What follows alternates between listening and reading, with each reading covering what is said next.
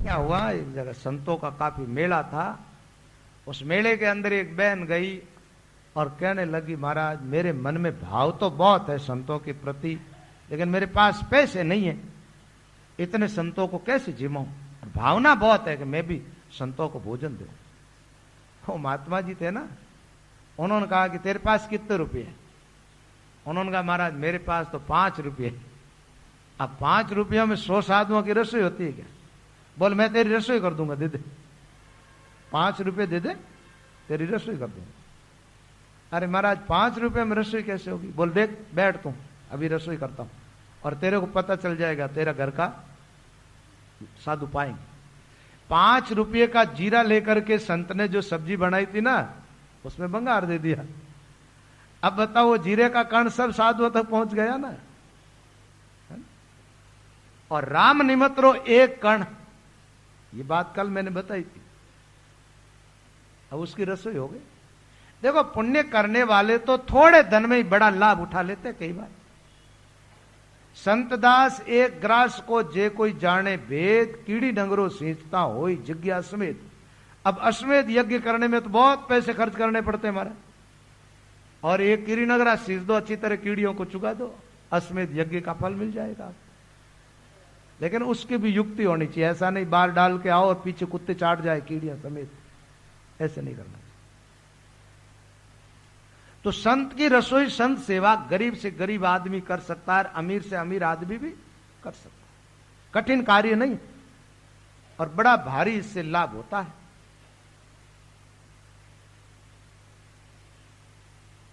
तो पांडवा का यज्ञ कहते हैं वाल्मीकि की कृपा से भगवान कृष्ण ने युक्ति बता दी, वाल्मीकि जी घर पधारे और यज्ञ सफल हो गए।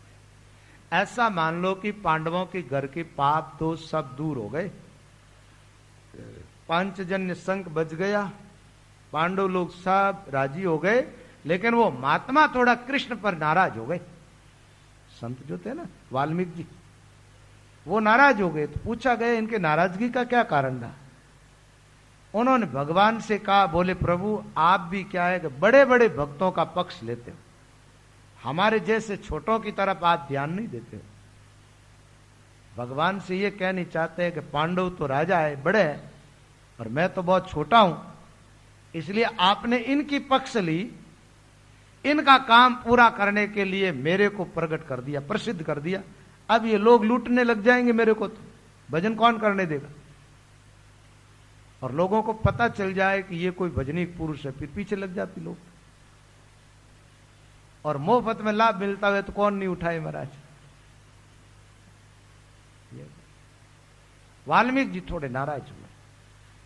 तो भगवान कृष्ण ने कहा, बोले मेरा जो भक्त होता है वो छिपा हुआ ही रहे, तो फिर मेरे भक्तों की महिमा प्रकट कैसे हो। तुम तो चले जाओगे, लेकिन लोगों की धारणा संतों के प्रति कब कैसे बनेगी। तो मैंने तुम्हारे माध्यम से संतों की महिमा प्रकट की। तो भाई वाल्मीकि ने भोजन किया जब पांडवों का यज्ञ सफल हुआ। इसका मतलब जितने लोग आए थे उन सब का जितना महत्व तो नहीं है उतना एक संत का महत्व। एक बहुत अच्छे संत से मैंने सुना सत्संग के अंदर, वो कुछ अपने भक्तों को उपदेश कर रहे थे। वो कह रहे थे पूरे गांव के लोगों को भले जिमा दो, आप भोजन कराओ, और एक अच्छे राम राम करने वाले संत को भोजन करा दो। पूरे गांव के लोगों को भोजन करने का जो लाभ नहीं होगा उससे ज्यादा लाभ एक संत को जिमाने से हो जाए। दादू जी महाराज ने अपनी वाणी में लिखा है, भोजन दीजिए दे को लिया मन विश्राम, साधु के मुख मेलता पावे आत्म राम। दादू जी महाराज कहते हैं संतों के मुंह से आत्म राम भोजन करता है। राम जी वैसे तो सब जगह है, आपके भीतर भी विराजमान है। सब घट मेरा साइया कोई घट खाली नाय, बलियारी उस घट की जिन घट प्रगट था।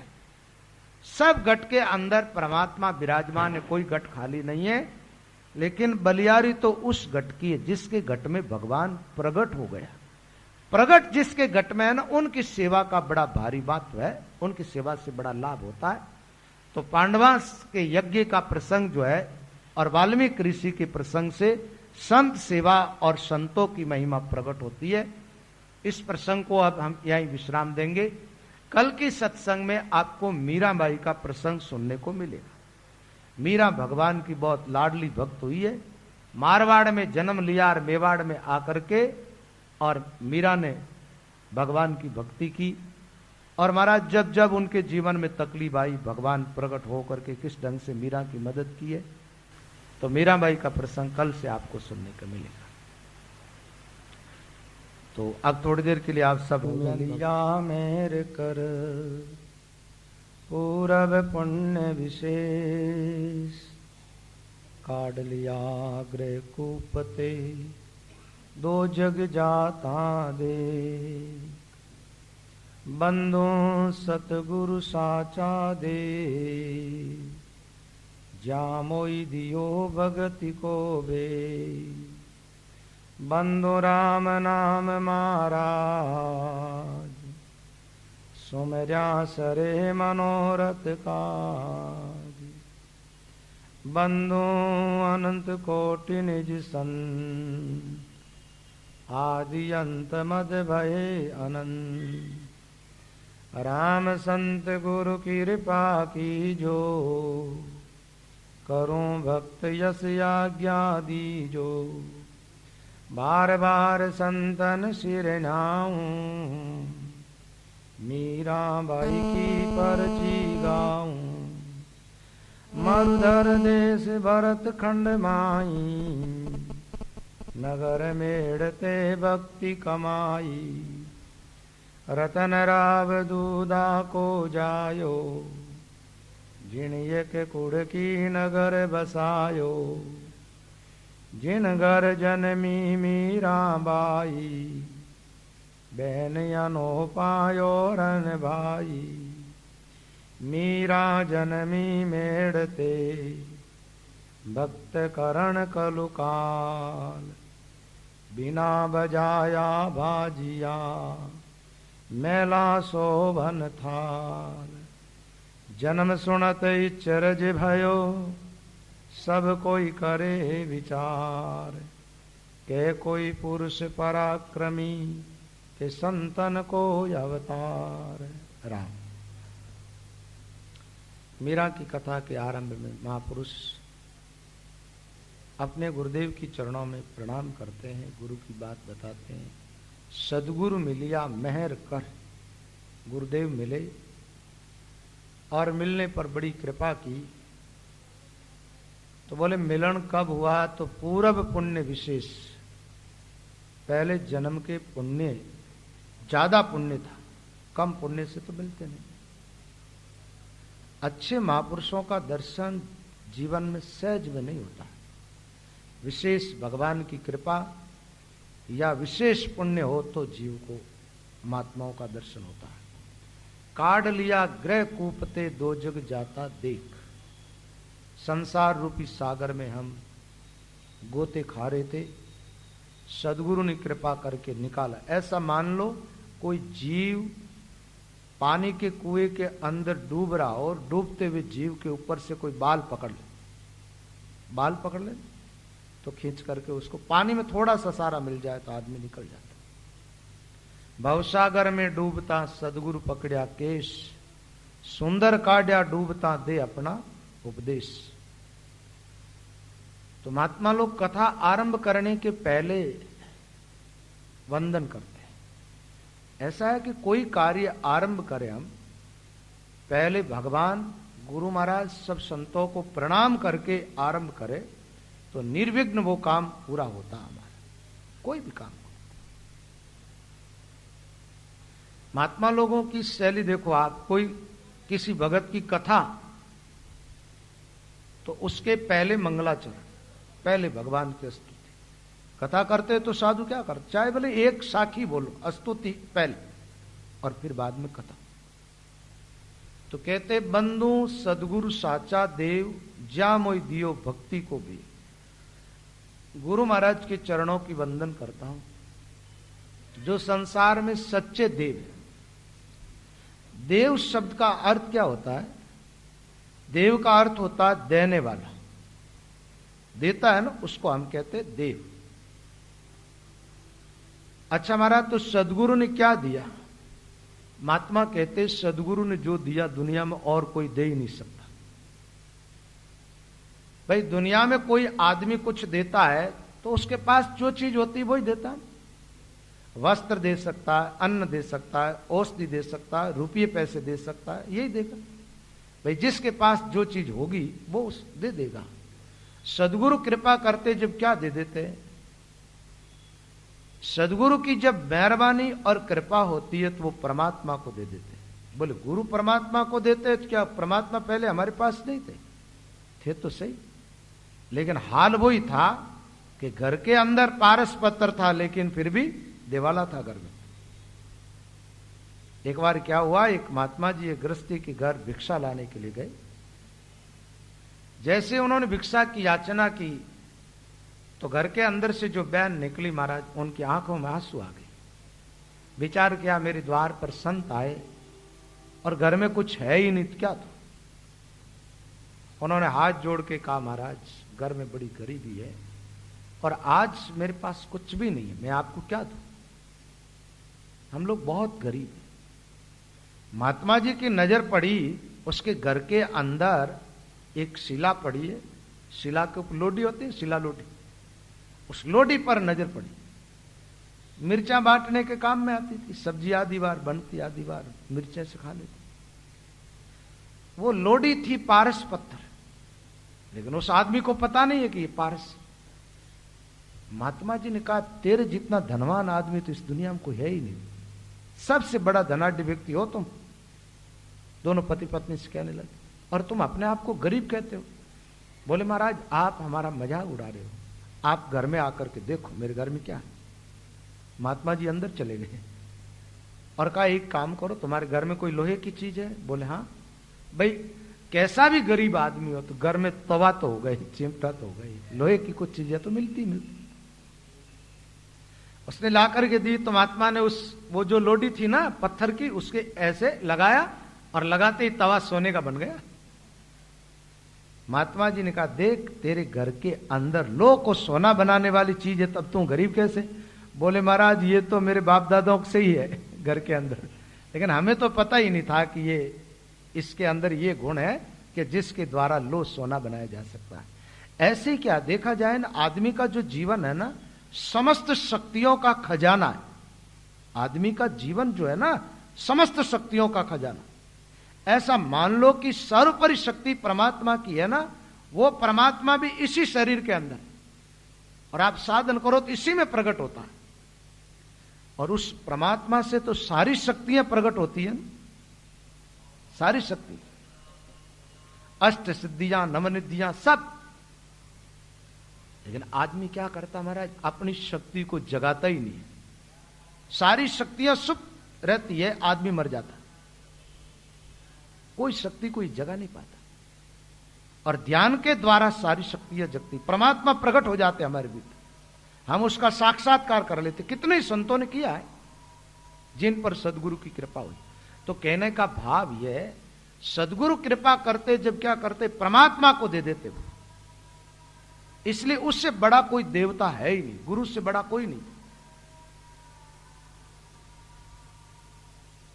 दूसरी बात एक और है, दुनिया में कुछ भी आपको मिलेगा, मान लो चाहे वो मां बाप के द्वारा मिले, चाहे और किसी के द्वारा मिले, दुनिया से कुछ भी पालो आप, दुनिया से पाया हुआ दुनिया को ही दे के जाना पड़ता है। इस दुनिया से जब निकलोगे ना, आप चले जाओगे, उस दिन दुनिया की वस्तु दुनिया को सौंपोगे, लेकिन सदगुरु के द्वारा जो पाते हो वो धन तुम्हारे साथ चलता है, वो पीछे नहीं रहता। इसलिए सदगुरु से बड़ा कोई देवता इस दुनिया में है नहीं। महात्मा लोगों ने कहा जग में गुरु समान नहीं दाता, सार शब्द सदगुरु जीरा मानो सत में जाय समान। वस्तु अमोलक दी मेरे दाता, भली बताई बाता। अमोलक, जिस वस्तु का कोई मूल्य नहीं। एक बात बताओ, राम नाम की कोई कीमत है क्या?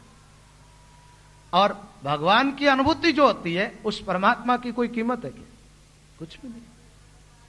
अमूल्य वस्तु सदगुरु की कृपा से जीव को प्राप्त होती है। इसलिए महात्माओं ने कहा है, साधु भाई गुरुदेव सो देवा, आन देव सब झूठी कल्पना, अविद्या जाल उलझेगा। गुरु से बड़ा कोई दुनिया में देव नहीं है। तो महात्मा कहते बंधु सदगुरु साचा देव, सच्चे देव। देने में तो सब भी देते हैं, कुछ न कुछ तो देता ही है। देखो देवताओं की दृष्टि से ध्यान अपन माने ना, ये दुनिया जो आन देव के पीछे भाग रही है ना, ये तो बिल्कुल ही एकदम भ्रम है, नासमझी का काम है। इसलिए परमात्मा को छोड़ करके इधर उधर भटकते, ताकि देवताओं की बात करें अपन तो ये धरती देव है, ये अपने को बहुत कुछ देती है, लेकिन इस धरती को कोई नमस्कार नहीं करता, प्रणाम नहीं करता, इसकी पूजा नहीं करता। आदमी को बिना कुछ मांगे सहज जो देवता देते हैं, उन देवताओं की तरफ आदमी का ध्यान ही नहीं जाता, और जो लेते हैं उनकी तरफ ध्यान जा रहा है। ये जहां जहां लोगों को भाव आते हैं ना, वहां देखो आज वो नारियल नहीं चढ़ाया मेरा, तो आज प्रसादी नहीं चढ़ाई, तो आज ऐसा नहीं किया मेरे लिए, ऐसे दावा करते रहते। वो देवता है क्या? वो देवता नहीं है, वो तो शुद्र देव है, और तुम्हारे से आस रखते हैं। देव तो आज धरती मां है जो बिना कुछ मांगे देती है, आपको बहुत कुछ देती है। आपके जो अच्छे अच्छे बंगले बने ना, ये कहां से आए? उसमें जो मटेरियल लगा वो कहां से आया भाई? धरती मान दिया। आप अंजल अभी भोजन करके आए हो, ये कहां से आया? धरती बहुत कुछ देती है हमें, ये देव है। ये वायु हमें बहुत कुछ दे रहा है, ये भी एक देवता है। ये सूर्य हमें रोशनी प्रदान कर रहा है, ये भी देव है ना? तो जो वास्तविक देव है उनकी तरफ हमारा ध्यान नहीं जाता, लेकिन इन समस्त देवताओं में देखा जाए, इन सारे देवताओं में श्रेष्ठ देवता गुरु को माना। वैसे तो परमात्मा को माना है कि भगवान सर्वश्रेष्ठ देव है, सब देवताओं में शक्ति परमात्मा की, इसलिए परमात्मा को मान। और उस परमात्मा तत्व का जो अनुभव करा दे, वो देवता किसी देवता से कम नहीं है। इसलिए महात्माओं ने जहां जहां गुरु की महिमा की है, वहां यही बात आई है, बंधु सदगुरु साचा देव। गुरुदेव के चरणों की वंदन करता हूं कि सच्चे देव है। एक बात, जब तक जीवन में सदगुरु नहीं मिलते हैं ना, तब तक तो अपने आप का ही अनुभव नहीं होता है। हम कौन है? हम हमारे स्वरूप को ही नहीं पहचान पाते।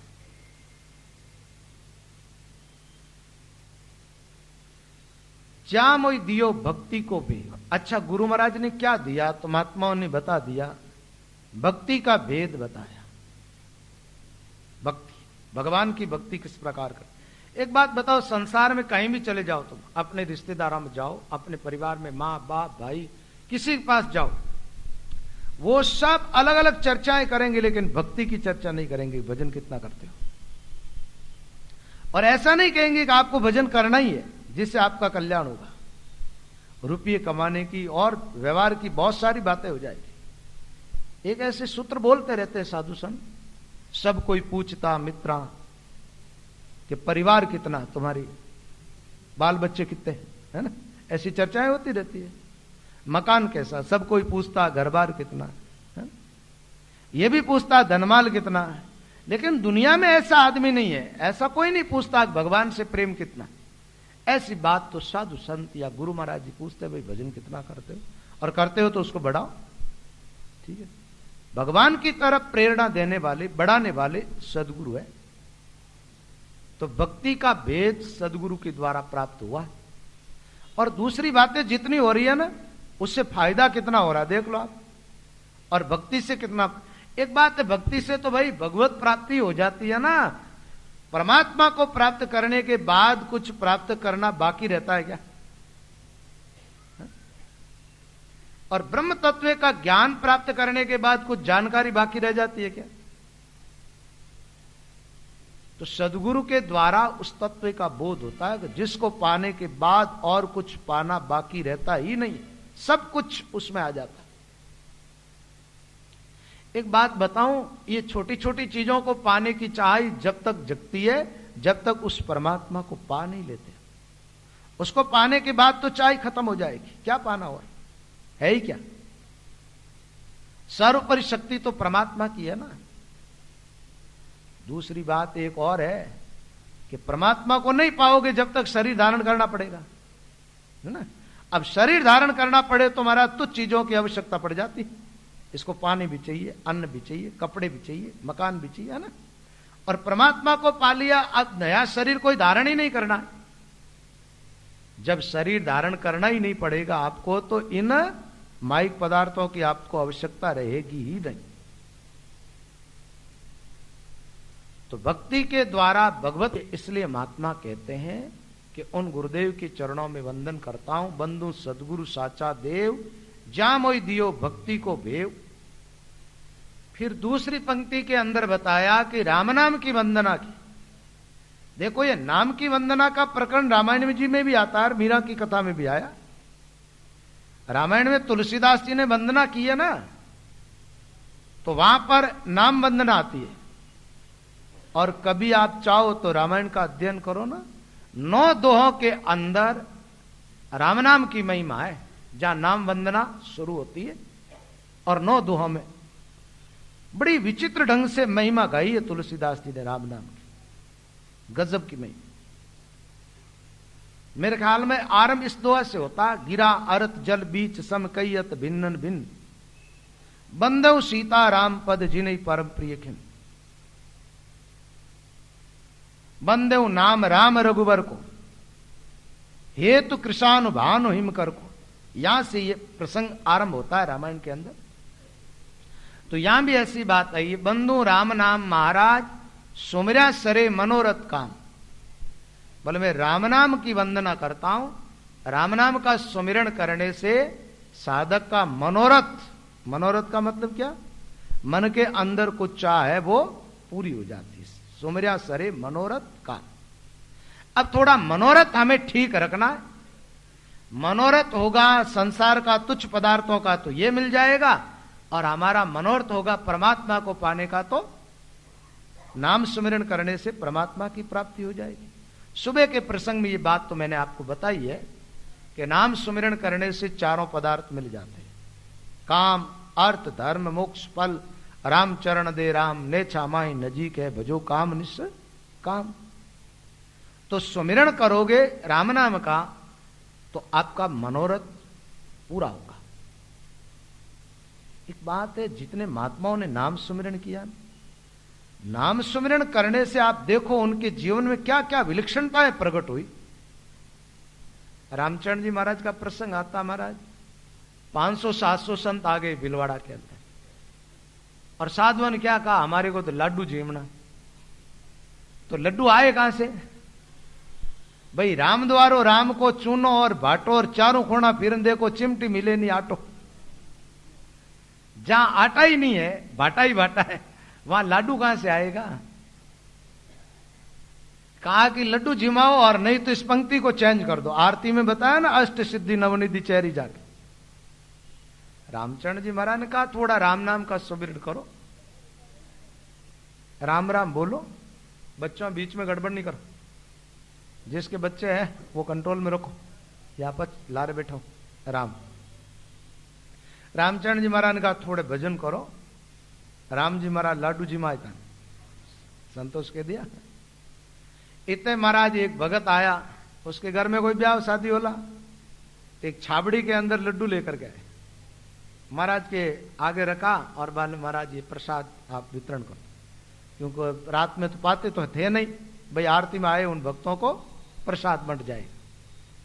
तो रामचरण महाराज संतोष का भाई लड्डू आ गए, पंगत लगा लो।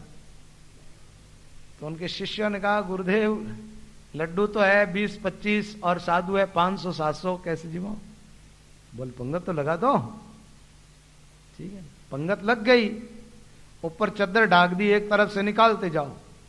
अब निकाले तो लड्डू तो 25 थे, और पुरस्कारी के लिए निकाले तो महाराज जितना निकालो उतने ही निकलते उसमें। सब साधुओं को भोजन करा दिया, सब जिम गए।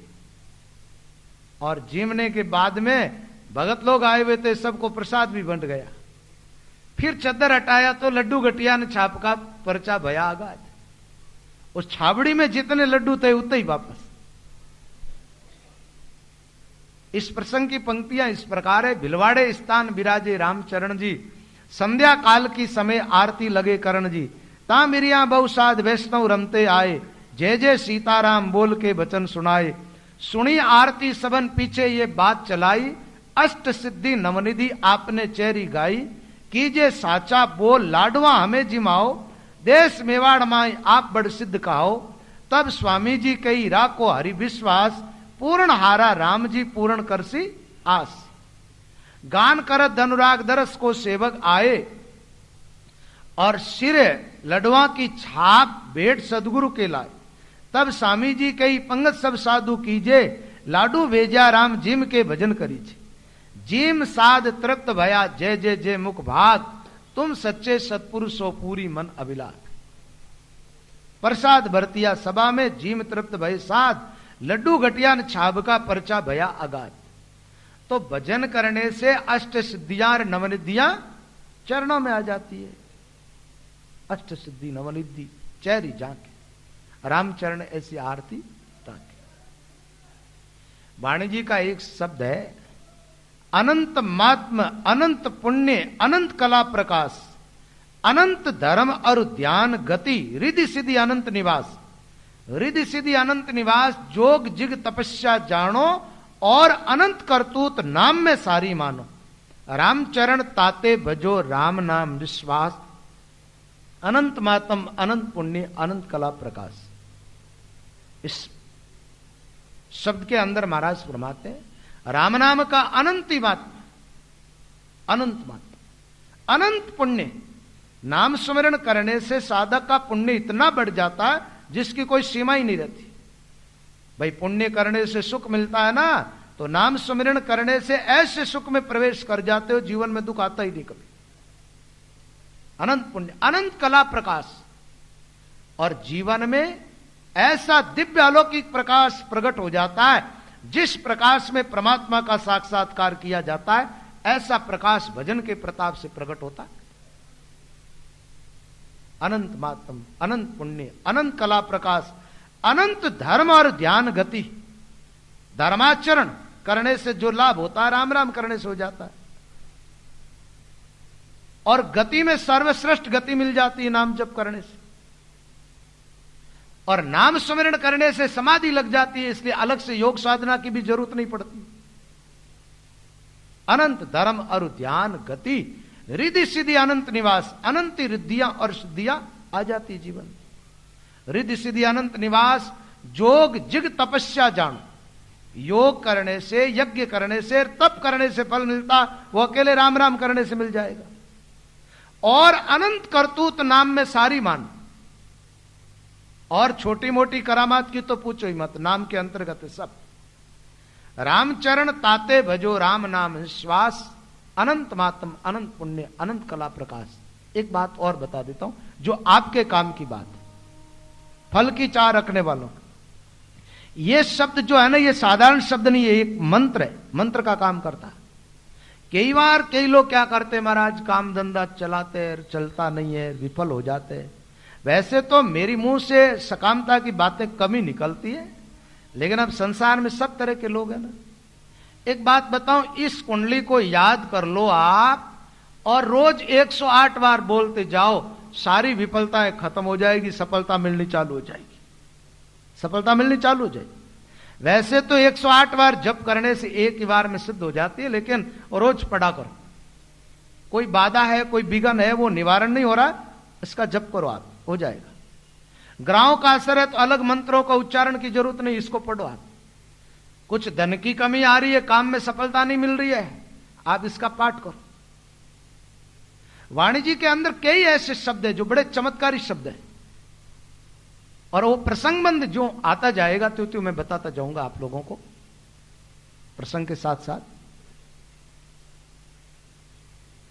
एक बार क्या हुआ, थोड़ी बात तो फोरी है लेकिन प्रसंगबंध आ गई इसलिए बता देता हूं।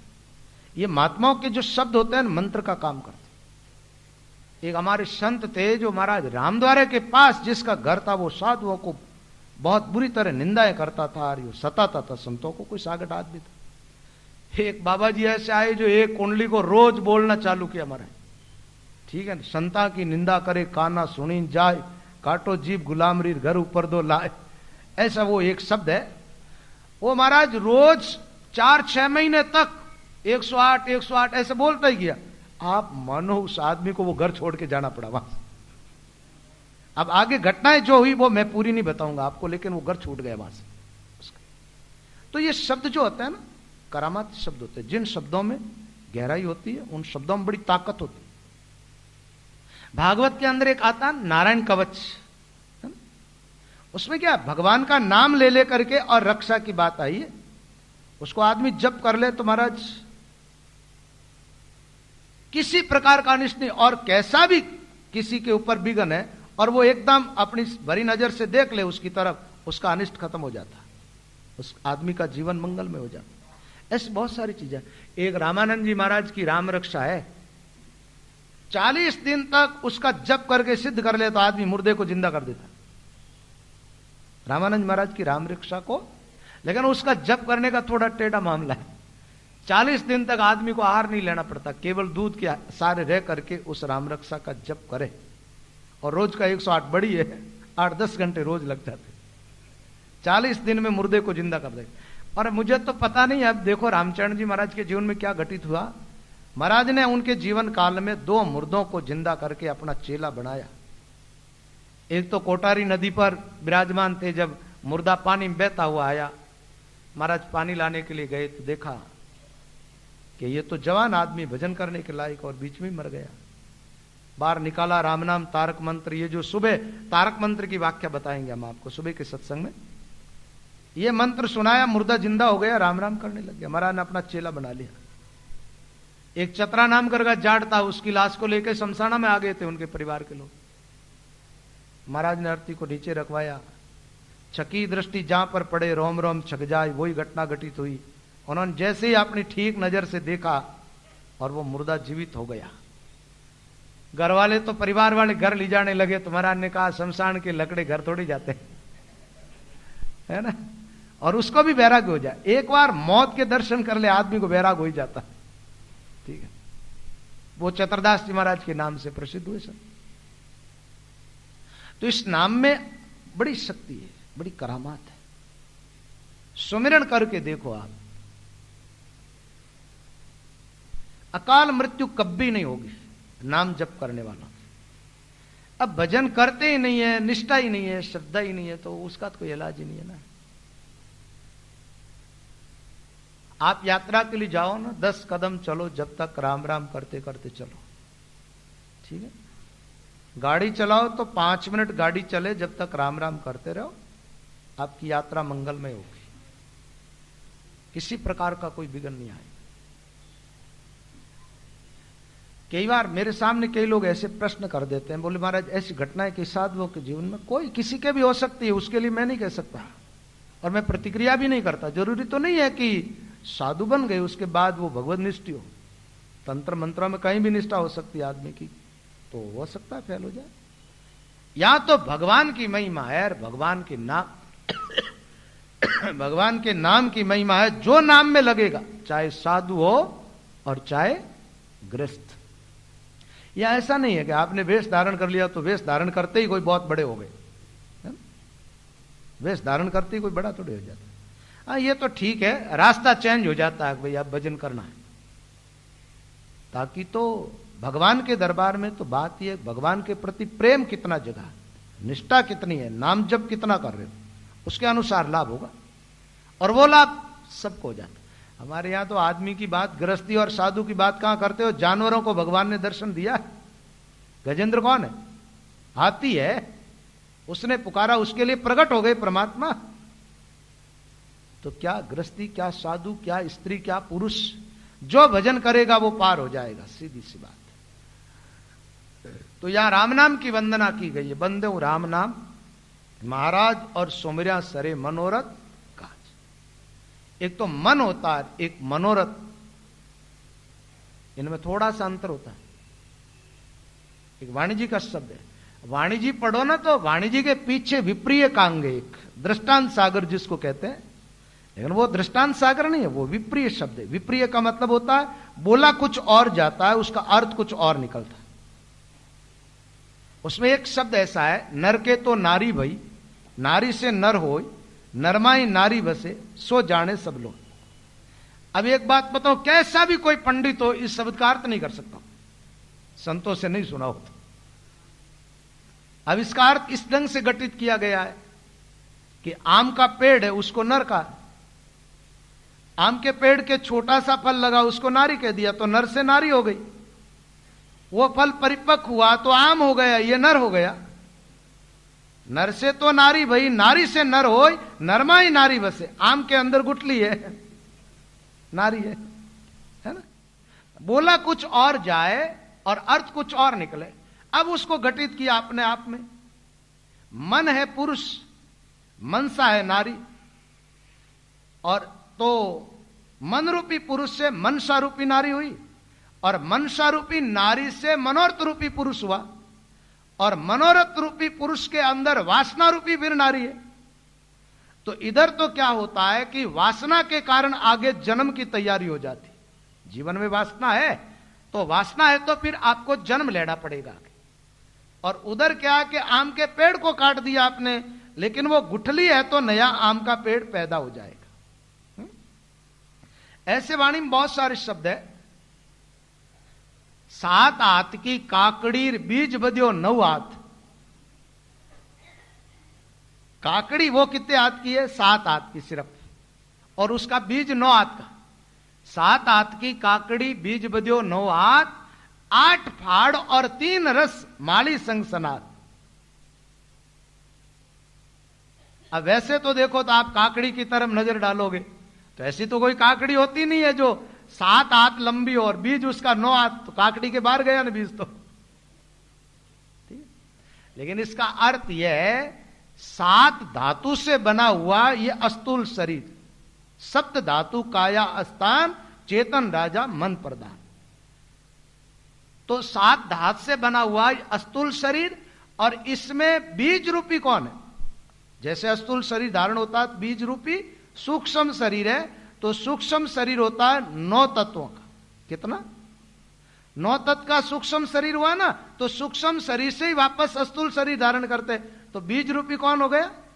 सूक्ष्म शरीर। अस्तूल शरीर तो 7 हाथ की काकड़ी तो ये हुआ, और बीज बदियो 9 हाथ सूक्ष्म शरीर। 8 फाड़ और 3 रस। 8 फाड़ यानी अष्टदा प्रकृति, 5 तत्व और 3 गुणों से ये शरीर बना है।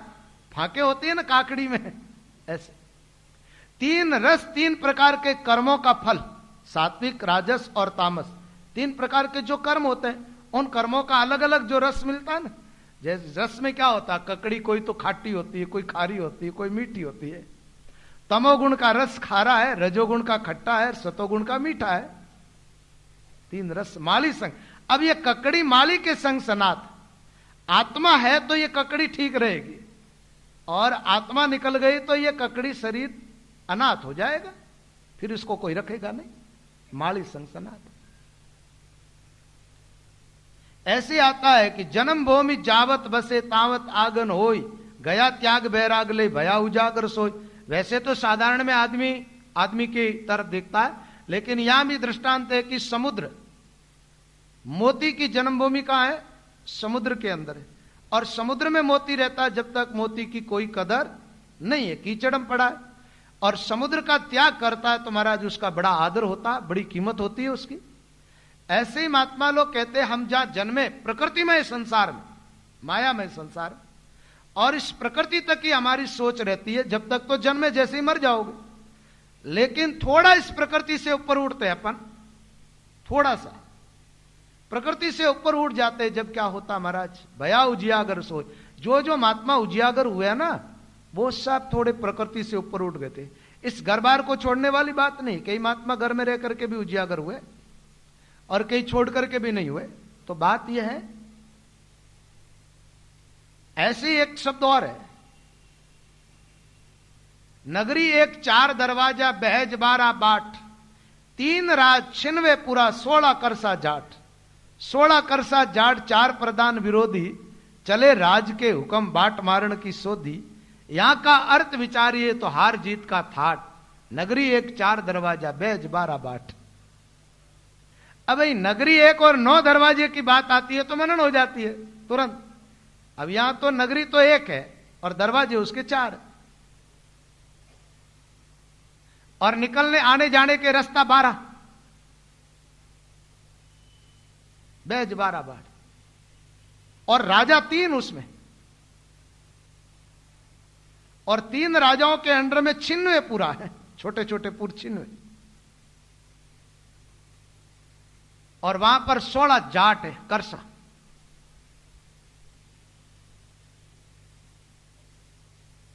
ये चौपड़ खेली आपने कभी? चौपड़ का खेल, उस पर घटित करके और फिर पूरी का, इसमें पूरा वेदांत। एक बात, इस अकेले शब्द पर अर्थ किया जाए, इस पर विचार किया जाए, संपूर्ण वेदांत को यहां घटित करना पड़ता, पूरा का पूरा, पूरा वेदांत। तो बात यह, विप्रिय के शब्दों में क्या होता है, बोला कुछ और जाता है और उसका अर्थ कुछ और निकलता है। दास कबीर की उल्टी बाणी, बरसे कंबल और भींजे पानी।